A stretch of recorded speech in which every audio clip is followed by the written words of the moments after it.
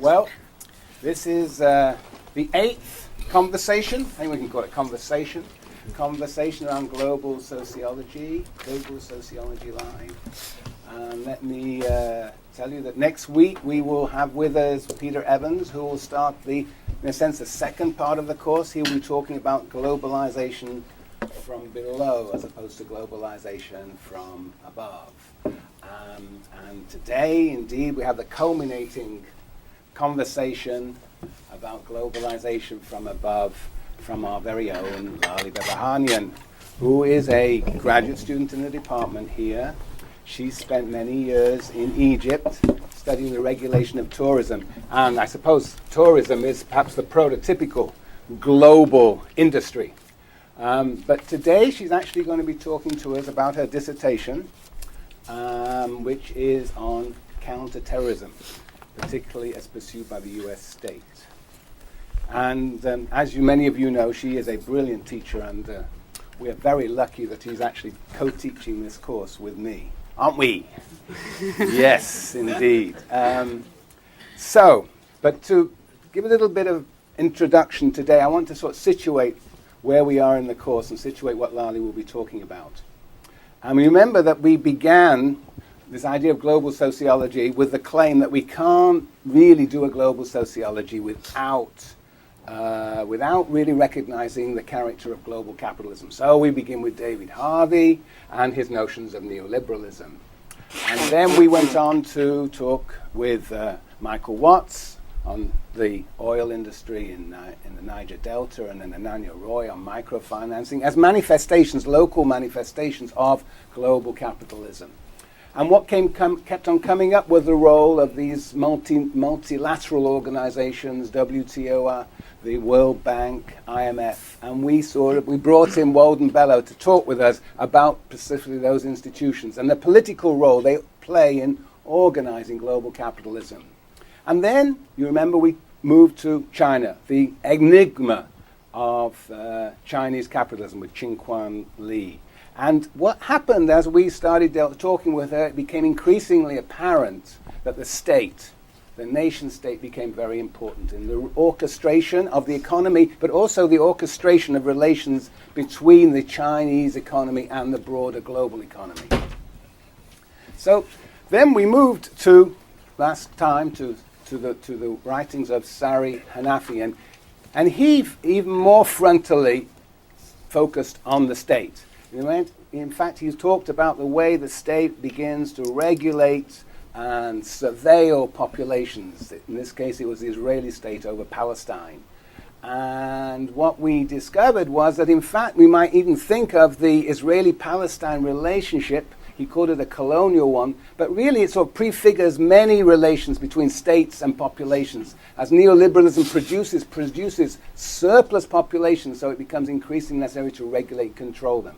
And of course, the Israeli state is actually producing the security technology that is then exported across the world. This is what becomes a global industry that is being manufactured in Israel and, of course, in other places in the world. But today we really come to the sort of the climax of the presence of the state with a conversation we're going to have, with a lecture we're going to have from Laleh on counterterrorism. And if anything, the project of the US state in its war on terror is a global project. We see now the state has to play a transnational role. The state becomes, in a sense, as we discussed on Monday, deterritorialized. And so we are seeing now how the state has a sort of interest of its own, logic of its own, of a global character. And so to understand this better, we have with us Laleh. So without further ado, it's all yours, Laleh. Thank you. So I'm very, very honored to be part of this series of discussions. And as Michael indicated, I'm going to talk today about terrorism and counterterrorism, particularly U.S. counterterrorism. And as terrorism has come to increasingly be perceived as a major threat in our contemporary world, academic scholarship on terror has proliferated, particularly in the United States.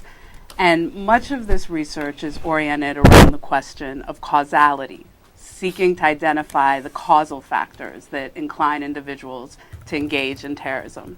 So some scholars attempt to identify the demographic characteristics of terrorists. Some focus on the psychological profiles that incline individuals to participate in terrorism, while others take more macro approaches and argue that terrorism is most likely to emerge out of failed states or regions that have experienced Western penetration. And despite the variation in these approaches, they're all similarly motivated by an underlying objective of isolating the causal determinants of likelihood to engage in terrorism. In other words, they ultimately seek to sketch profiles of the terrorists, right? And while there's some minor points of debate, there seems to be a kind of growing consensus in terms of this profile. According to much of US scholarship, terrorists are young men from the global south, particularly Muslim nations, who've experienced a sense of alienation, either as a result of the gap between their educational skills and their occupational reality, or by virtue of the social exclusion they face as immigrants in Western nations, which then results in a sense of frustration and resentfulness that inclines them to resort to terror. So according to much of American scholarship, these are the terrorists. Now, this state of the field reflects an underlying theoretical problem. Seeking to identify the causes of terror necessitates adopting the assumption that terrorism can somehow be objectively identified empirically. But while there are a range of acts of violence that target civilians, only some of these come to be designated as terrorism. So, for example, many people would perceive the attacks of 9/11 as a kind of quintessential example of terrorism, right? 19 men from Muslim nations hijacked planes and proceeded to fly them into the World Trade Center and the Pentagon, killing approximately 3,000 people. But in February of 2010, Andrew Joseph Stack, a white American man, undertook a similar attack when he flew a plane into an IRS building in Austin, Texas. But unlike 9/11, the US government designated this as a criminal case and not an act of terrorism. So I use this example to illustrate the socially constructed nature of terrorism and the fact that it's states that ultimately determine what counts as terror. So terrorism is not an empirical reality that can somehow be objectively identified. It's a status representation of violence. So rather than asking who are the terrorists, the relevant question is, who does the state designate as terrorists? And perhaps even more problematic is that scholarship that seeks to identify the terrorists fails to grasp the most defining characteristic of state counterterrorism. It's fundamentally preemptive orientation.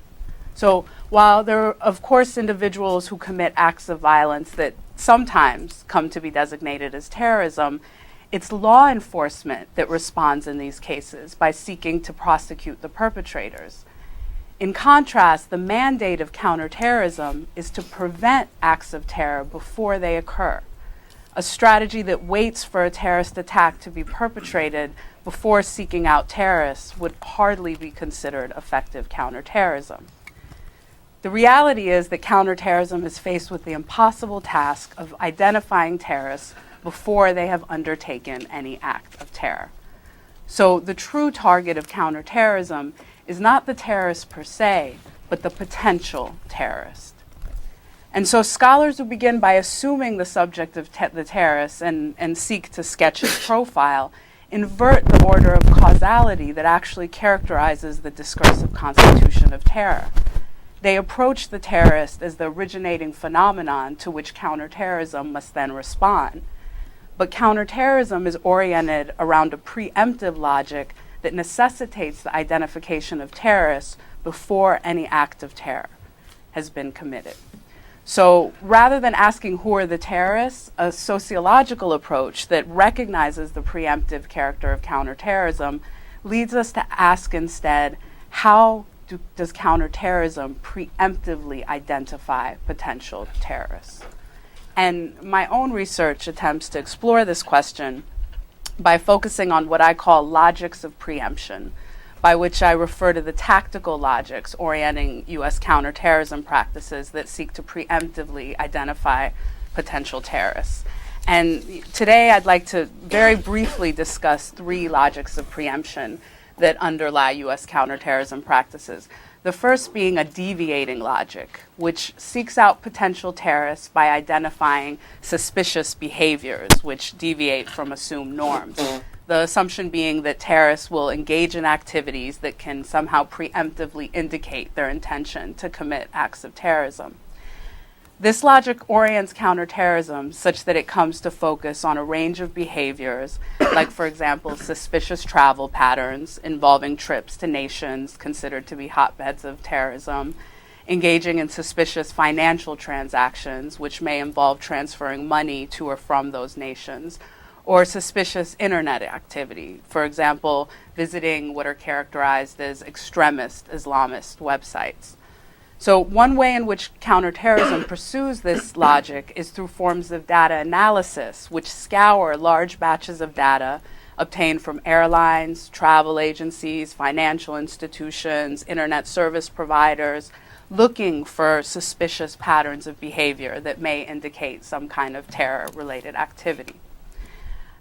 Counterterrorism practices oriented around this deviating logic rely ultimately upon certain normative assumptions of what constitutes suspicious behavior.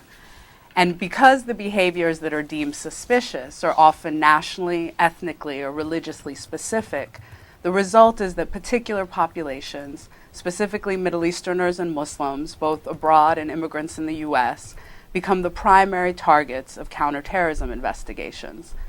This deviating logic casts nationally or religiously specific activities as potentially terror-related behavior, and thus serves to consolidate the association of these communities with terrorism. So, if traveling to Pakistan, sending remittances to Somalia, or visiting Islamist extremist websites are cast as potentially terror-related activities, then counterterrorism will inevitably identify terrorists among Pakistanis, Somalis, and Muslims. And so one of the effects of counterterrorism practices oriented around this deviational logic has been to impose forms of self-governance upon Middle Eastern and Muslim immigrant communities here in the US, for whom a whole range of daily and quite mundane activities now run the risk of drawing them into the state's web of counterterrorism investigations. So that's the deviating logic. Many counterterrorism practices are oriented around a second logic of preemption, an associative logic that seeks to identify potential terrorists by tracing their associational linkages. So once a particular individual is identified as a suspected terrorist, counterterrorism focuses heavily on mapping out that individual's associations. And one of the common ways that this is pursued is through a technology referred to as link or subject-based analysis. And this technique, it essentially begins with the telephone number or perhaps the internet address of a suspect, and then proceeds to search through vast batches of data, attempting to identify all the individuals that are associated or have communicated with that suspect. And then the systems pursue this further by then identifying all the people who are associated with those people. And it kind of continues until an entire web of associations is mapped out. And this technique is oriented around an associative logic that seeks to identify clandestine terror networks or cells or associations. But again, this logic comes to have quite discriminatory effects by virtue of the fact that the initial suspects in these investigations are usually Middle Eastern and Muslim men. Counterterrorism practices oriented around tracing associational linkages will primarily target those same communities when subsequently identifying further suspects. So, in other words, when you seek out terrorists by tracing their associations, terrorists will inevitably turn out to be related. So this associative logic ensures that counterterrorism investigations remain focused upon particular communities, and thus serves to confirm the notion that terrorists are always Middle Eastern or Muslim.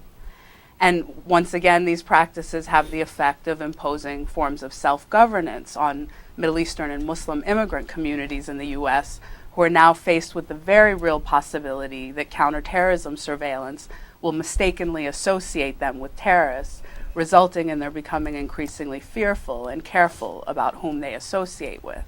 And so in this sense, counterterrorism comes to profoundly diminish the associational freedom of targeted populations. And the third and final logic of preemption I'd like to discuss today is a profiling logic, which involves generating both individual and population profiles that are ascribed particular levels of risk in terms of their propensity for terrorism. And this logic draws upon the other two logics in that the profiles capture a range of associations and behaviors which are then scrutinized in order to ascribe a risk classification.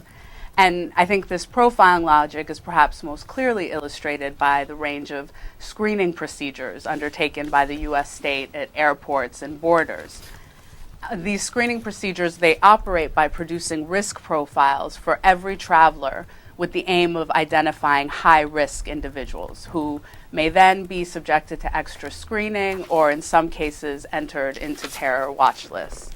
And counterterrorism practices that are oriented around this profiling logic, they produce profiles for every individual by essentially aggregating any personal information on them found in either state databases or commercially available ones. And so this information can include things like previous travel patterns, phone numbers, residential or email addresses, credit card and financial transactions, medical history, education, employment, criminal background, place of birth, or immigration information, just to name a few examples. And so on the basis of this aggregated personal information, each profile is then assigned a risk score, which determines the level of scrutiny the traveler receives, and in some cases results in their being prohibited from flying or crossing a U.S. border. And these counterterrorism practices, they not only rely upon producing individual risk profiles, but they also aggregate high-risk population profiles, as reflected in the common practice of developing terror watch lists. So the U.S.'s consolidated terrorist watch list, which contains well over 1 million entries now, serves as a kind of materialization of the potential terrorist population.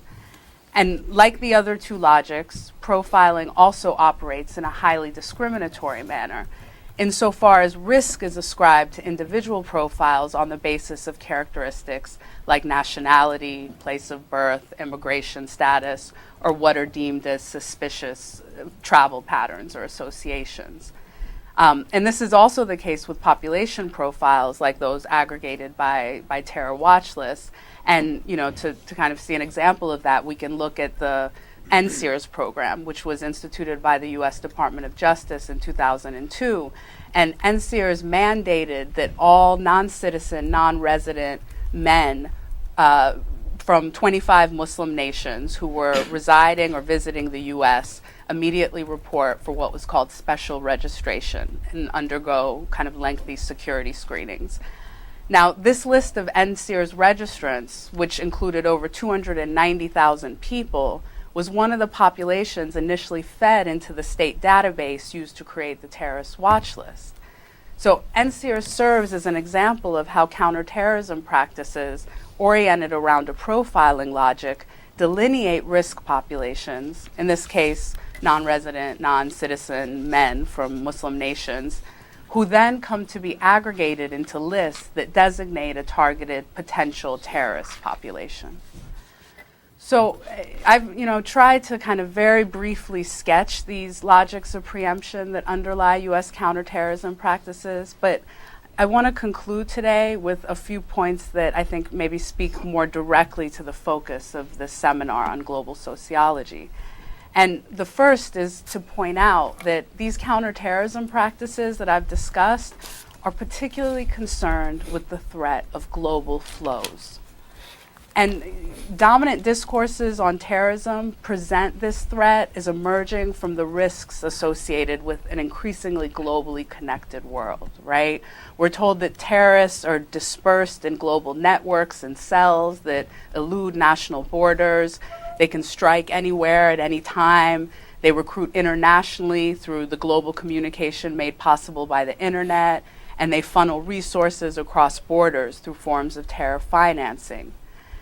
The underlying assertion of these discourses is that we are vulnerable to terrorism because we live in an increasingly globalized world where bodies, ideas, and resources can flow across national borders. And so, in response to this threat, the task of countering terror necessitates governing these global flows. Counterterrorism practices seek to control forms of international mobility through practices like airport and border screening or immigration policing. They seek to govern currents of global communication through internet and phone surveillance, and they aim to manage the risk of flows of resources by investigating international financial transactions in search of terror financing. So one way of approaching counterterrorism is to see it as a reflection of the state's effort to assert territorial sovereignty in an era where globalization has profoundly complicated this task. The territory that the state must now govern has been exponentially expanded to include increasingly global flows, some of which are even virtual in nature. And the populations that the state must govern have increasingly international associational linkages. And so the technologies and tactics that we see being developed as part of the effort to counter terror enable powerful new modes of policing and governing the movement of people, resources, and ideas. And in such a context, it is transnational populations whose flows and associations elude traditional terms of territorial sovereignty that become the primary suspects and targets of counterterrorism. It is their transnational connections that most clearly embody the threat of terror. In the case of the US, this threat has been ascribed upon Muslim and Middle Eastern immigrant communities who have been subjected to various forms of surveillance, special registration, prosecution, and even deportation and indefinite detention. Their associations, communications, travel patterns, financial transactions, and everyday activities have fallen under extreme forms of scrutiny. The result is what Jasper Puar has referred to as a disruption of circuits of diasporic connectivity, which restrict transnational communities in their capacity to travel, communicate with family or friends abroad, contribute to homeland charities, participate in foreign or international organizations, or send home remittances, which are oftentimes crucial for their family's survival. In the case of the US, it is these transnational connections that have become the primary targets of the war on terror. And I think the final point I'd like to make is that insofar as terror is perceived as a global threat, it necessitates that the response be a global form of counterterrorism. And the counterterrorism practices that I've briefly discussed today, like airport and border screening, the surveillance of phone and internet communications, the surveillance of international financial transactions, all of these practices require extensive cooperation by various nation states and a range of transnational institutions. Gathering counterterrorism intelligence necessitates collaboration by the intelligence agencies of different nations. And perhaps it's even more apparent if we think about counterterrorism practices like detention, torture, extraordinary rendition, which reveal extensive cooperation and collusion by the intelligence and security branches of various governments. So in the effort to counter terror, we see the emergence of a global security state. But this global security state largely operates under the command of the US. When counterterrorism intelligence is gathered by agencies across the globe, this generally flows in a unidirectional manner to the US. And if we look to practices like extraordinary rendition or the network of CIA black sites that are strewn throughout the world, we see the security agencies of nations like Egypt or Syria or Poland undertaking the task of torturing and interrogating suspected terrorists on behalf of the US. In other words, the war on terror has witnessed the emergence of an elusive global security state where the intelligence and security agencies of countless nations now serve as proxies for the US state. And by tapping in and appropriating other states' capacities for surveillance, detention, and violence, the war on terror has served as yet another means through which the US expands its global reach. So I'm going to stop there so that we have time for some discussion, I hope.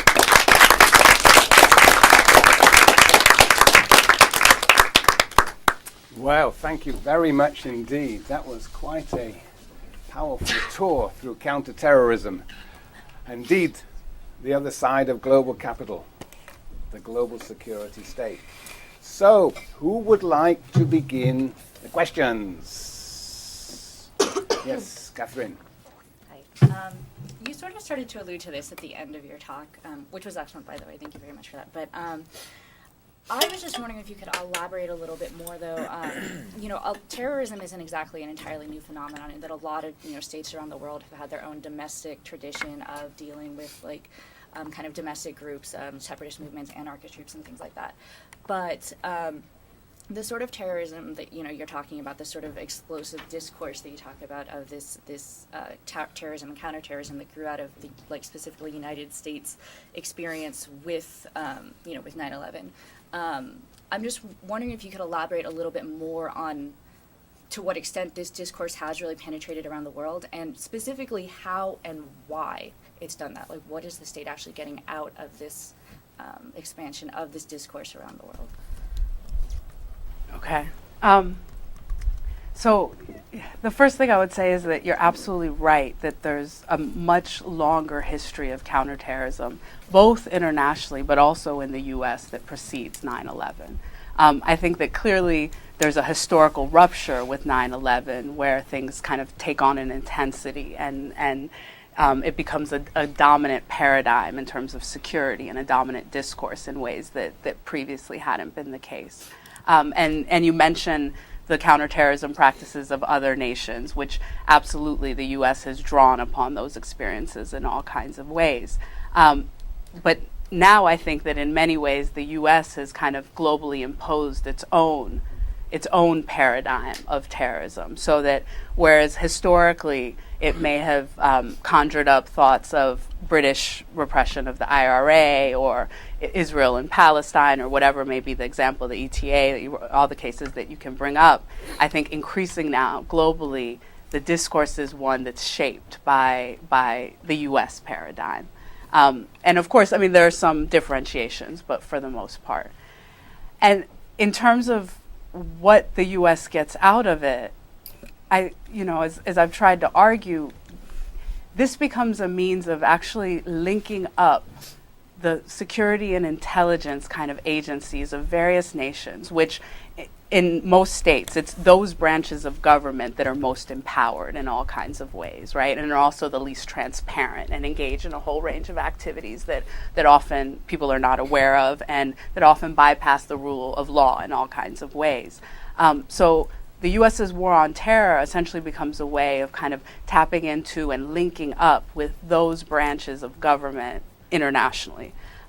So on one level, it definitely expands the informational and intelligence reach of the U.S., which is, of course, also not a new thing. The Cold War had similar kind of developments, right? And it also, secondly, I think that it enables, by virtue of the fact that much of what is happening in the global war on terror is being undertaken by these proxy states like Egypt under Mubarak or Syria, just to name a couple of examples, it enables the U.S. state to actually engage in a range of practices that violate the rule of law, that would be considered completely inappropriate by many people or unacceptable, and to do so in a way in which its own hands kind of remain clean. Right? So what happens in the network of CIA black sites then falls under the jurisdiction of whatever nation that black site may be in.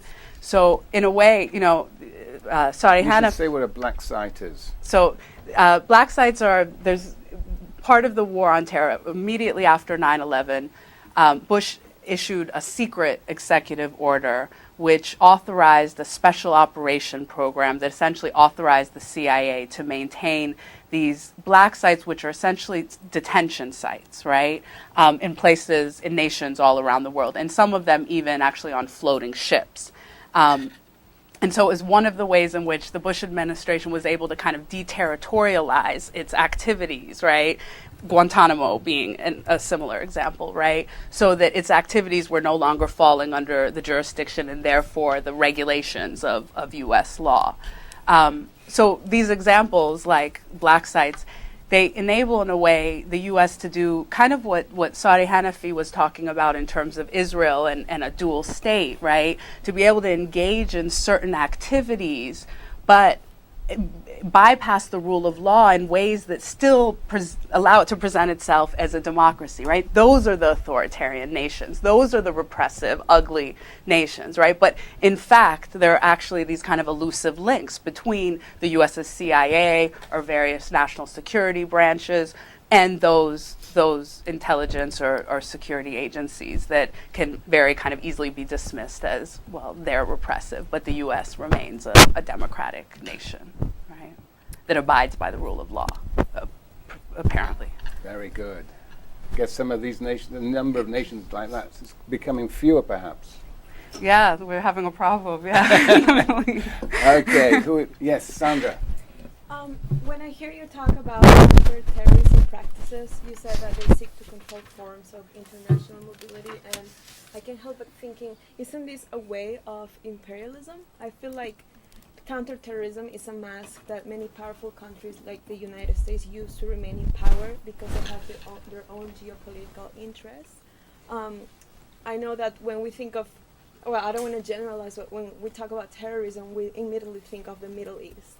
But me coming from Latin America, I know, for example, that we have an Israeli general, General Ziv, who worked with the FARC guerrillas, with the Colombian government. He worked against the narco-terrorists in Colombia in 1980. And in 2009, Peru invested $9 million to pay this guy to fight against narco-terrorists. And there's always a center-right government, pro-neoliberal policies govern. When this guy is hired, the decision is made by a center-right government. So what do you think about the relationship of counterterrorism and geopolitical interests? So, I mean, I definitely, it could be argued that the U.S.'s war on terror is a form of imperialism, right? Arguably, in the sense that it expands the reach of the U.S. And that it serves to protect certain, and I would say particularly economic interests of the U.S., which is a common critique that's launched against the U.S. in terms of its war in Iraq, for example. But also, I mean, when you bring up this issue of geopolitical interests and imperialism, it also kind of points to the question of what are the economic kind of underpinnings of what's going on, right? And it's interesting that you bring up Colombia and narco-terrorism, right? Because, in fact, I mean, I would say that if you look at the U.S.'s terror legislation, and this applies in the case of many other nations too, the way in which the U.S. actually defines terrorism often focuses very heavily on attacks on property. So even though our common understandings of terrorism are that it's something that, targets human beings, right, and causes civilian casualties, then in fact the legal definitions of terrorism focus very heavily on also labeling any attacks on property as being forms of terrorism. And so every year the State Department releases what's called the Annual Review of Global Terrorism. And this document, it serves as kind of a manifestation of every single global incident that the U.S. designates as an act of terror. So it's quite revealing in terms of what the U.S. is labeling as terror. And in some years, if you actually look at the listing, there have been years where almost a third of all of those listed incidences were attacks on oil pipelines in Colombia, right?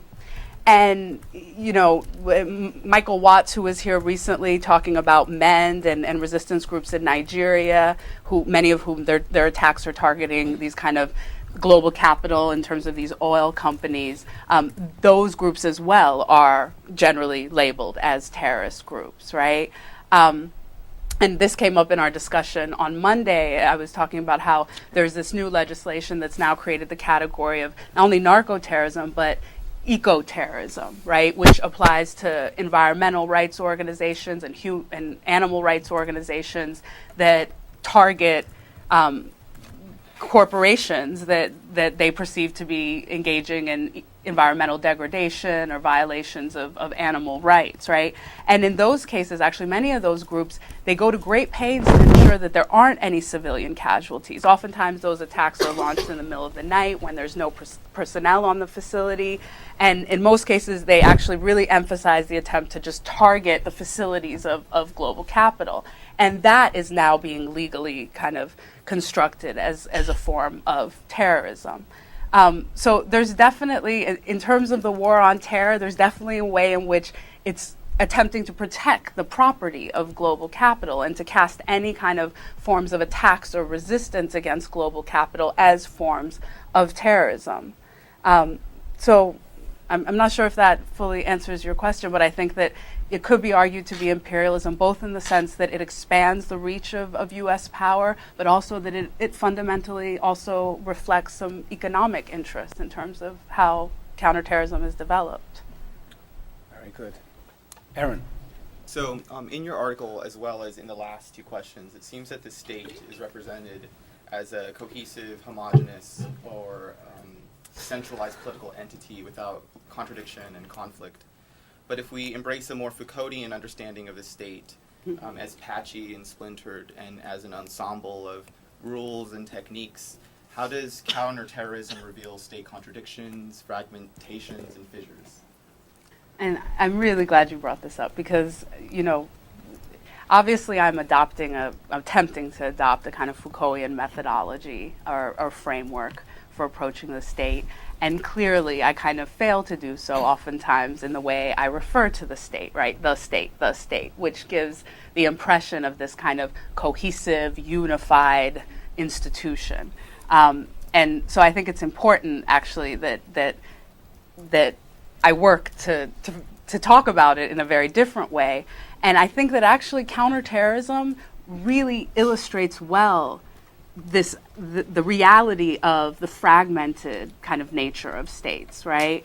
And in a few ways, and how in my research, the way I've attempted to be true to Foucault's methodology is, as opposed to just simply focusing on the state as an actor, I've attempted instead to focus on the state's techniques and tactics, right, and technologies, right, the how of counterterrorism. And in doing that, you actually then begin to trace the way in which these tactics and techniques are utilized, and there's collaboration on the part of many other institutions and actors who we would not imagine to be part of the state, right? And the most obvious example is the extent to which private capital has been involved in counterterrorism. So many of the techniques that I talked about today, or the technologies, they in fact were originally developed by capital for its own interests, right? And now many of these companies are playing a role in U.S. counterterrorism practices. So, for example, the kind of surveillance of the internet has involved, companies like Google, right? Forms of phone surveillance have involved companies like AT&T and Verizon handing over the data on their customers to the state for its surveillance purposes. So, there's a whole range of technology companies, security companies, a whole range of various companies and parts of global capital that are playing a role. And so that is like one of the first indications that when we think about counterterrorism, it explodes our notion of what the state is, because the actors involved in this state project are in fact quite diverse.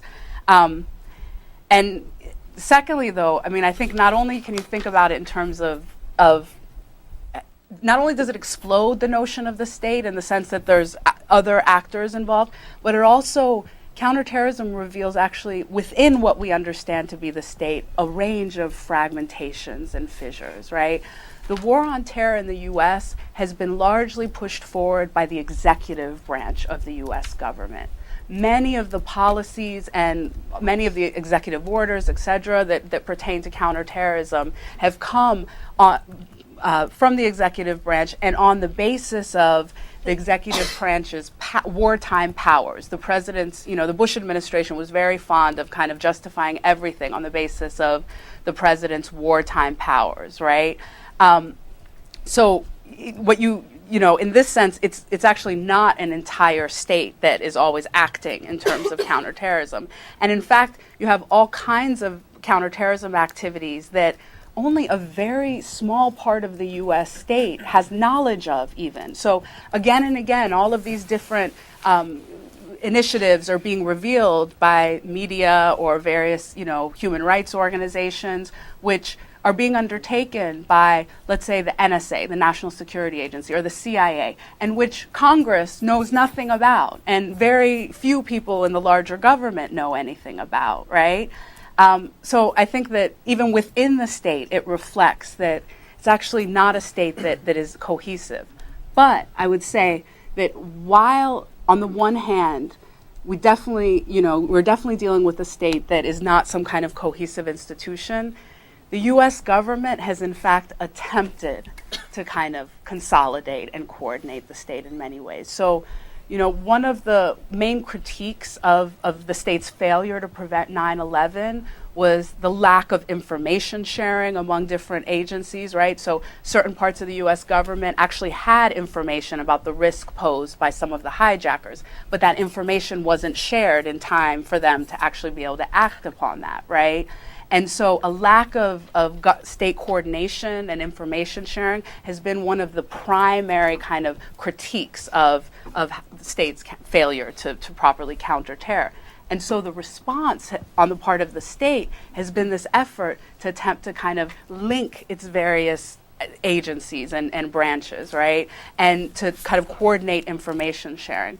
So we have today the Department of Homeland Security, right? And I mean, we need to recognize that is the most kind of radical restructuring of the U.S. government since the New Deal. We have 22 federal agencies ranging from immigration to the Coast Guard to FEMA that have all now been reorganized under the auspices of this new Department of Homeland Security. And they all are coordinated by this central kind of agency called the National Counterterrorism Center, which coordinates the activities of all of these branches. So that becomes an example of the way that actually the US government is attempting to consolidate itself, right? Even in the face of clearly there's these fragmentations and fissures, right? Very good. I got Ida and Peel. Okay. And Tani. Okay, Ida. Well, to follow up on this state notion of terrorism, my question was, is there any evidence in your empirical material that show other agents than the state defining terrorism, and maybe defining terrorism different? So can you say that maybe there's a struggle for the definition of terrorism? And in that context, I was thinking maybe of the media, for example, Fox News definition of terrorism, or the definition imposed by international organizations. Say, does the UN have a definition which is different? Things like that. And how do you incorporate that into your framework of counterterrorism? There's absolutely, other, outside of the US government, other parts of civil society, other nation states, other kind of multilateral organizations that have definitions of terrorism. You bring up the issue of the media, and in fact, within the US and the media, definitely globally, that's clearly been a kind of constant topic of debate in terms of this definition of terrorism and its inconsistencies, right? So, I referred earlier to the case of Joseph Stack, the man who flew his plane into the IRS building in Austin, Texas. So even though the FBI was very quick to say this is a criminal case and not an act of terrorism, there were massive debates in the media over, what do you mean this guy flew a plane into a building and killed somebody, injured 13 people? How is this not an act of terrorism? And that this is, a biased definition of terrorism because it applies when you have, 19 Muslim men. It doesn't apply when you have one white American man. So definitely in the media, there's been that kind of debate. And you also brought up institutions like the UN. Yes, the UN has its own definitions of terrorism, and that has become a kind of a source of dispute and contestation within the UN, right? Because various nations have very different opinions of what should constitute terrorism. But I would say still, to a large extent, what we see is that kind of globally, the way of defining terrorism is more and more kind of falling in line with the U.S. form of defining it as, non-state actors perpetrating acts of violence against civilians that are meant to intimidate for a political purpose. That is very much kind of the heart of the U.S. definition that has been appropriated by many others. Yeah, thank you for an interesting presentation. I would like to speak up a little bit. Yeah, I would like you, if you could elaborate a little bit about what kind of processes of subjectivation is happening within these counter-terrorism strategies. I was thinking about if we could use Hanafi and his conceptualization of biopolitics and the state of exception to understand this, and furthermore how we, in relation to this, could understand the possibility of resistance towards these strategies. Yeah, okay. So, and I'm glad you brought up Hanafi and his, the way in which he takes these concepts of state of exception and biopower, because I think that they apply very productively when we look at counterterrorism, right? In a lot of ways, counterterrorism is an ideal state of exception.